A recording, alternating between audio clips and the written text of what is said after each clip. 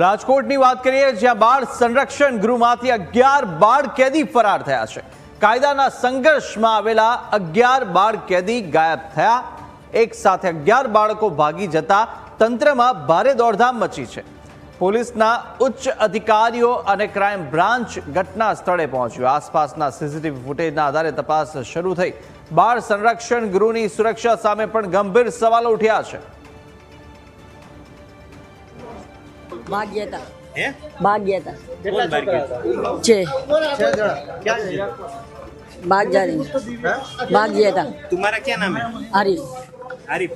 कौन कौन હતું? કોણ બારે ગયું હતું? भाग गया था 6 बंदा। વધુ વિગતો પણ મેળવે સંવાદદાતા ઋષિ ફોન લાઈન પર જોડાયા છે। ઋષિ, જે રીતે 11 બાળ કેદી ફરાર થઈ જાય છે અને કોઈને જાણ પણ થતી નથી, અનેક સવાલો અત્યારે સુરક્ષાને લઈને ઉઠી રહ્યા છે।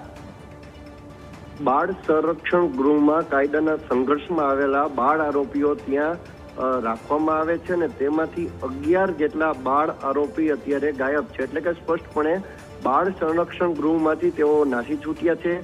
એક બાળ આરોપી ત્યાં આવી ચડ્યો છે અને સ્પષ્ટપણે તેની પૂછપરછમાં તેને જવાબ આપ્યો છે કે હમ 6 બંદે બહાર ગયે થે। એટલે કે 6 લોકોનું એક ગ્રુપ છે તે બહાર ગયું હતું તેવું તેમનું કહેવું છે। પરંતુ હાલ અત્યારે એક જ માત્ર બાળ આરોપી પરત આવ્યો છે, પરંતુ 10 બાળ આરોપીને શોધવા પોલીસે ચક્રો ગતિમાન કર્યા છે। એ ડિવિઝન પોલીસ અને ક્રાઇમ બ્રાન્ચ તપાસમાં જોડાઈ છે અને જુદી જુદી ટુકડીઓ બનાવીને આ જે બાળ આરોપીઓ છે તે કઈ દિશા તરફ નાસી છૂટ્યા છે અને સાથે જ જે સીસીટીવી છે તમામ મુખ્ય માર્ગના તે પણ પોલીસ અત્યારે કબજે કરીને વધુ તપાસ હાથ ધરી છે। જી બિલકુલ ઋષિ, માહિતી સાથે જોડા બદલ આપનો આભાર।